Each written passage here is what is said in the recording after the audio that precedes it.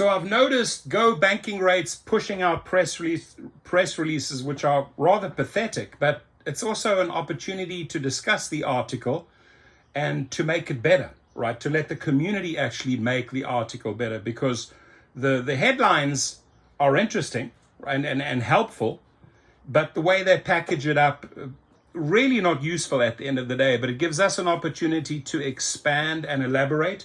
5 cars that cost Uber or Lyft drivers money, right? 5 cars that are costing you money.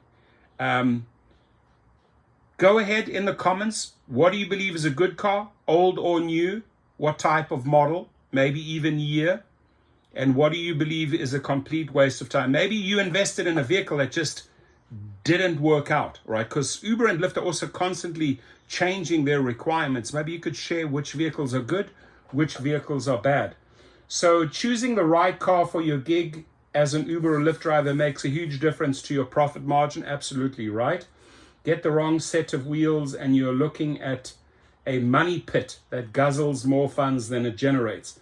The hidden cost can turn some popular vehicles into financial burdens on wheels. So they talk about 5 vehicles, but they're actually only offering 1 good one and 1 bad one. If you're on the hunt for the perfect ride-sharing car, beware of the vehicles that come with high maintenance costs, poor fuel efficiency, or a steep depreciation curve. While some models are favorites among drivers for their reliability and cost effectiveness, others are notorious for the exact opposite.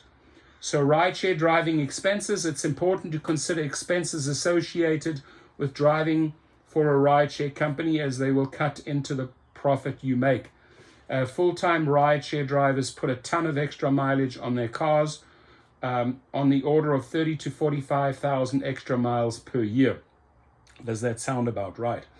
This means that you will need maintenance sooner and spend more on fuel than a standard driver.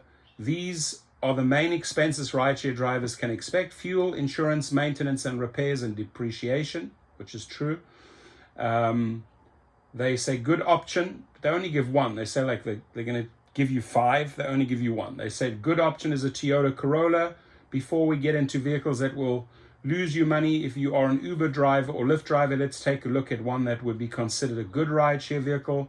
The Toyota Corolla is a low cost and reliable vehicle that depreciates slowly and has minimal maintenance and repair costs. With the great fuel economy of 35 miles per gallon, you won't be watching your profits drain into your gas tank. Insurance also isn't too spendy, averaging around a reasonable $800 per year. It's actually quite a bit higher than that. These, like I said, these articles are not great, but they give us an opportunity to improve. So it sells for $23,000, fuel economy 35 mpg, insurance 760 to 860 a year, which is completely wrong, because this might be the regular insurance, but they're not factoring in whether you're using it for commercial purposes or if you're using it for rideshare. Way higher. Maintenance and repairs 362 per year, sounds extremely low. Depreciation 21% over 5 years. Using the Toyota Corolla as an example of a good choice, let's compare these expenses with the worst rideshare cars out there. So then they put the worst one. They say bad option for full-size SUV, Cadillac Escalade ESV, and this is where they are completely wrong. Now, I have several of these, many of these in my fleet. I have one myself. If I'm driving kids, I'll use the Toyota Sienna, 35 mpg, 7-seater plus the driver, 8 seats. When I'm driving my VIPs, I can jump on a scheduled Uber trip or on the highest echelon SUV or Lux with the Escalade. But this is a big money maker when it comes to private clients. So I completely disagree with the assessment here, because at the end of the day, if you are committing to a vehicle like this, it should be on Uber, it should be on Lyft, and you should be recruiting your private clients. I show you that in the course Gig Rocket right below the video, right? If you really want to learn how to maximize your profits, it's a combination of Uber, Lyft, and private clients. This car is the creme de la creme. So to turn around and say, yeah, it's a bad option for full-size SUV. Yeah, if you're driving it on Uber and Lyft alone, absolutely.